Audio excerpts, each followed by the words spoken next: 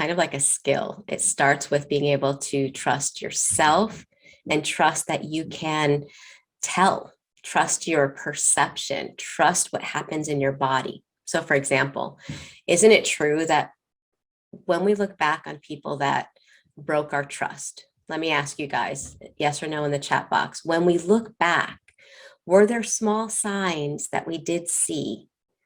Yes or no? What would you, if you were to look back, maybe not at the moment, but looking back, yes. Okay. Do you know what that shows? Is that you could see it. You could tell who to trust and who not to trust, but you didn't trust yourself. And that comes from not being allowed to trust yourself. You know, narcissistic abuse is all about, no, that's not what you feel. No, it's not like that. And so you lose that connection to self. So in order to trust other people, you have to start developing that trust in self. And if we tend to trust people that we shouldn't, isn't it true that sometimes it's because there's a belief that obviously we can't trust ourselves, right? That's, like you said, it's the self-trust. Sometimes it's combined, and I'm not saying this is the case because this isn't, we're not like going back and forth for me to get more information, so I could be wrong. But sometimes we're so used to abandoning our thoughts because we have to make someone else happy and whatever somebody else wants and needs. So we're always like minimizing our thoughts, how we feel about things. And then it becomes something that we do all the time. And then we're trusting everyone. And then we're just creating those same dynamics of those relationships. So how do we start self-trust? We have to start listening. We can be so externally focused as to what everyone else is thinking, what everyone else is feeling. It's about starting to practice taking your brain and putting the focus within.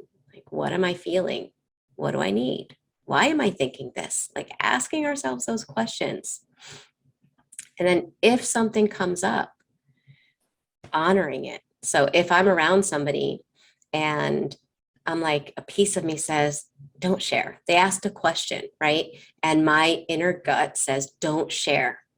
Do you know what that is? What your inner gut is everything you've lived, the memory of everything. Your subconscious has everything memorized.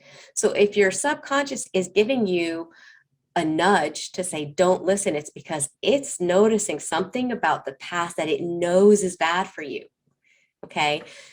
When we want to work on self-trust, we have to start listening to when that happens and honoring it. So I would have to say, you know what, actually, I got to go. I can't talk more. And then I'm honoring that what's coming up inside of me.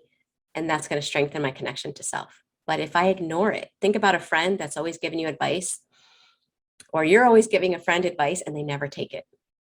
And then they call you up for advice. Do you give them the advice? You're like, you're not going to listen anyway.